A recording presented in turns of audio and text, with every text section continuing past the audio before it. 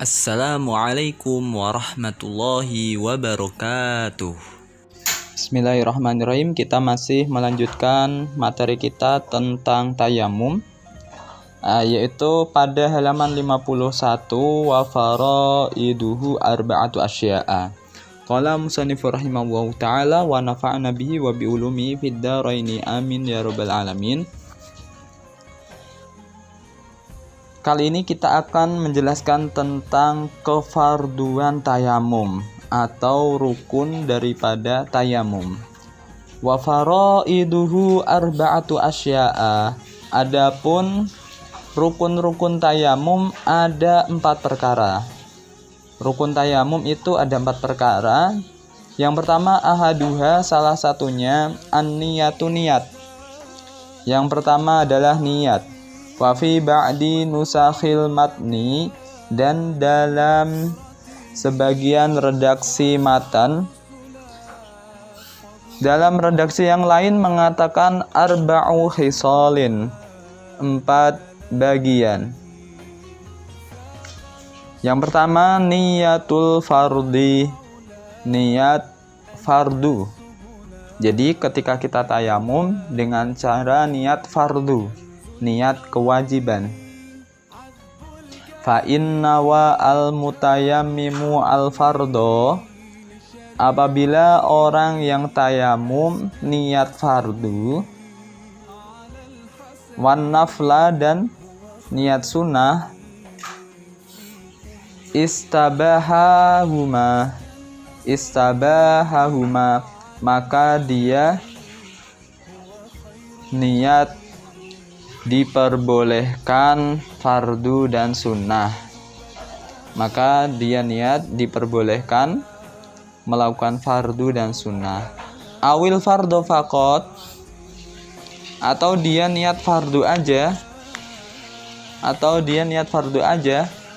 istabaha ma'ahu an-nafla, maka dia diperbolehkan melakukan fardu serta sunnah. Wa sholatal janazati, dan sholat jenazah aidon juga, dan juga boleh melakukan sholat jenazah. Awin nafla, atau dia niat sunnah, fakot saja, atau dia niat sunnah saja. Bagaimana? Lam yasabih ma'ahu al-fardo, maka dia tidak diperbolehkan melakukan ibadah fardu. Wa qada law nawa as-sholata, begitu juga apabila dia niat sholat aja, maksudnya dia tayamum untuk digunakan sholat. Nah, berarti nggak boleh untuk menjalankan sholat fardu.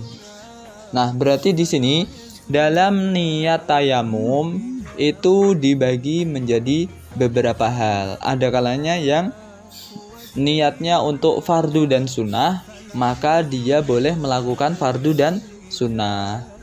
Ada kalanya dia niat untuk fardu aja, maka konsekuensinya gimana? Otomatis dia boleh melakukan sholat fardu, sunnah, dan sholat jenazah. Sebenarnya sholat jenazah itu kan fardu juga, cuma fardu kifayah juga diperbolehkan. Nah, apabila dia niatnya cuma sunnah aja atau menjalankan sholat, maka dia tidak boleh kecuali sholat sunnah aja, nggak boleh sholat fardu. Kenapa demikian, Ustadz? Sebabnya tayamum itu pengganti wudhu, yang mana tayamum lemah, tidak kuat seperti halnya wudhu. Kalau wudhu, satu wudhu untuk beberapa sholat wajib boleh.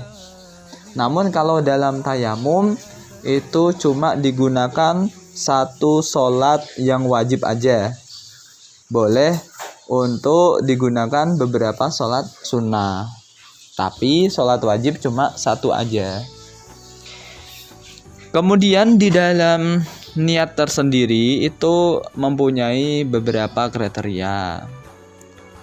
Wajibu, dan wajib kornu niyati tayamumi, membersamakan niat tayamum binaqlit turabi, dengan memindah debu, lil wajhi, ke muka, wal yadaini, dan kedua tangan. Nah, kewajiban dalam tayamum itu bagaimana? Yaitu niatnya harus disertakan ketika dia memindah debu, maksudnya mengambil debu untuk ke wajah. Nah, di sini wajib niat bersamaan. Pak Intum, nggak boleh niatnya sebelum atau setelah mengusap wajah. Enggak, itu enggak sah. Kemudian wastidamatu hadhihin niyati ila masi syai'in minal wajhi, dan melangsungkan niat ini sampai mengusap bagian wajah. Dan melangsungkan niat ini sampai mengusap bagian dari wajah. Nah, itu. Walau ahdasa ba'da naqlit turabi, dan apabila dia hadas setelah memindah debu, lam yamsah bidzalika turabi, maka dia tidak boleh mengusap debu tersebut.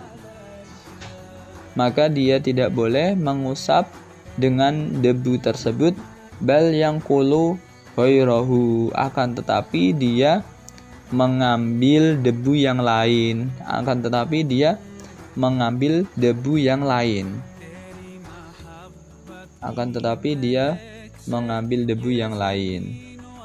Nah, jikalau ada orang kasusnya itu ketika mengambil debu tersebut, habis itu di pertengahan pengambilan itu dia hadas, maka konsekuensinya dia tidak boleh mengusap dengan debu tersebut.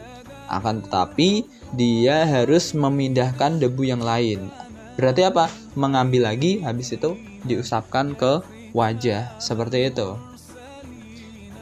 Nah, kemudian untuk rukun yang kedua dan ketiga, wasani wasalisu, adapun rukun yang kedua dan ketiga, mashul wajhi, mengusap wajah, wa mashul yadaini ma'al mirfaqaini, dan mengusap dua tangan beserta sikunya.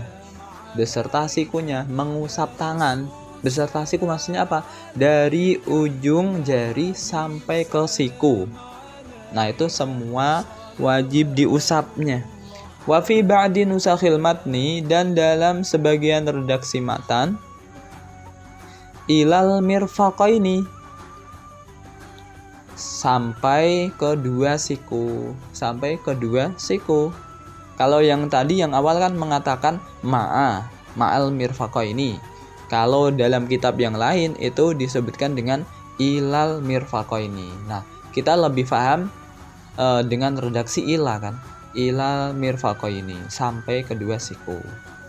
Wa yakunu masuhuma bidarbataini, dan mengusap wajah dan tangan tersebut dengan dua ambilan, dengan dua kali mengambil debu.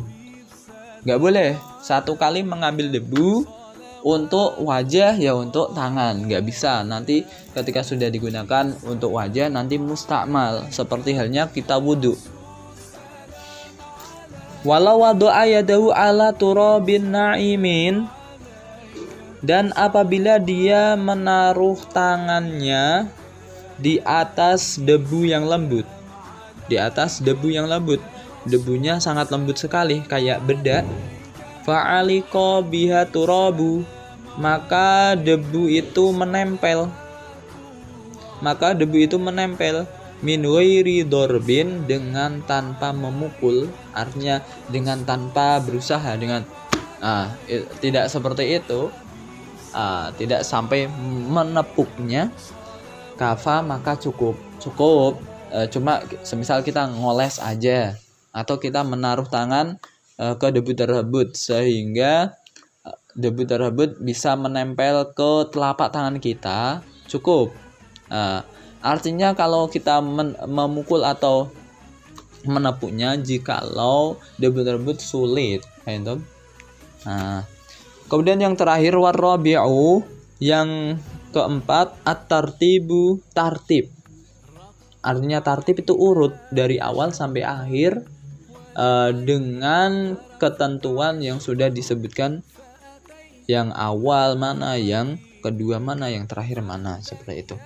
Fayajibu, maka wajib taqdimu masil wajhi, mendahulukan mengusap wajah. Mengusap muka didahulukan. Ala masil yadaini, mengakhirkan mengusap dua tangan. Mengusap dua tangan. Sawa'un tayammama an hadasin asghar au akbar. Baik halnya dia bertayamum dari hadas kecil atau hadas besar. Baik halnya dia bertayamum dari hadas kecil atau hadas besar.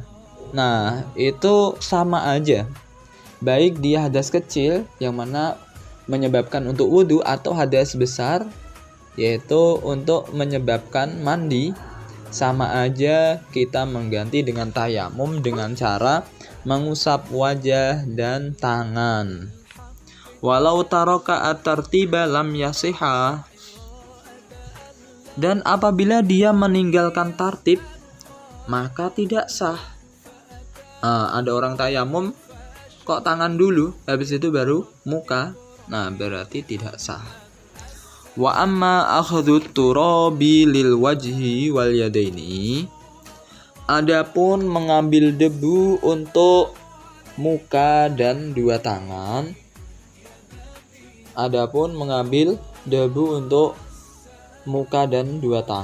Fala yustaratu fihi tartibun, maka tidak disyaratkan tartib.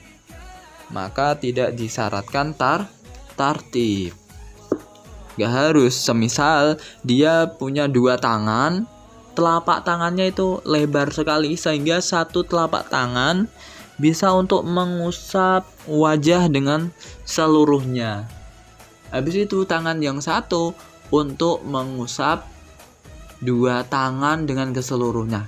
Kalau ini bisa, kan nggak mungkin kan satu tangan untuk mengusap dua tangan, ini mustahil. Kalau semisal dia bisa atau mempunyai 3 tangan kan, ya mungkin aja.